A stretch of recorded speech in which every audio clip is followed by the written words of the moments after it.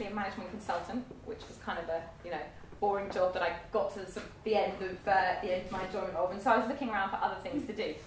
And my business partner Josh is a friend from school, and so I was chatting with him one day when I was doing this kids camping organisation that I also do, and he'd sort of come up with the idea of maybe doing something with kids and travel. And I love kids and I love travelling. And we had a sort of hour-long conversation about it, and then came up with the idea of doing travel guides for kids. And we looked around and we realised that no one had actually done this before. And the reason that people don't do it, we spoke to a few people who said, well, no one's done it because it doesn't work, it doesn't sell, people don't want to have stuff for kids, they want to make decisions for their children. So we thought, okay, we'll go and ask a load of kids what they think. So we went to school and we spoke to a load of kids, and all the kids said they really wanted to have access to information about cool stuff they could do, but they just didn't want to read boring adult guidebooks, because adult guidebooks aren't very interesting and they're not very, you know, they're not really arranged for kids. And so kids found out where they could go and what they could do by talking to other kids, but not really through having any kind of form of guide or anything. So we thought, okay, right, let's give this a go.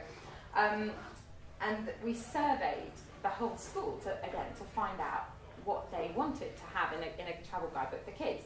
And they had loads of answers, and lots of them wanted facts, and they wanted kind of bright colours, and they wanted stickers, and they wanted all this kind of stuff.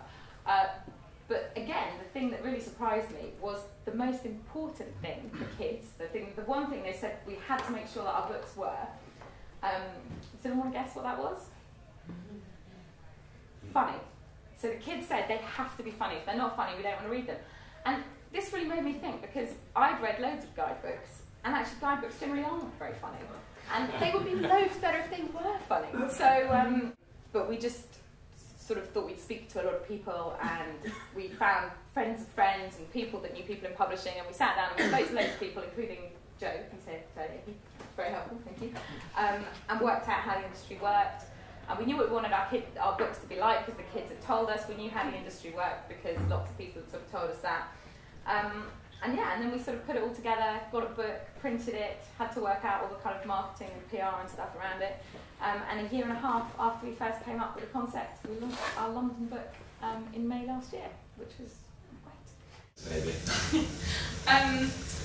I think one of my favourite things is our kids' board of directors. So we kind of moved on, because it's been such a success finding out what kids thought from the schools.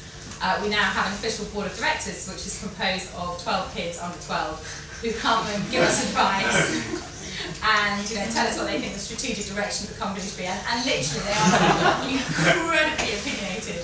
And I mean, one of the sort of key insights they gave us was that we were thinking of expanding into other subjects. So we're thinking of maybe doing like dinosaurs unlocked, or Romans unlocked, or something that wasn't strictly a travel guide.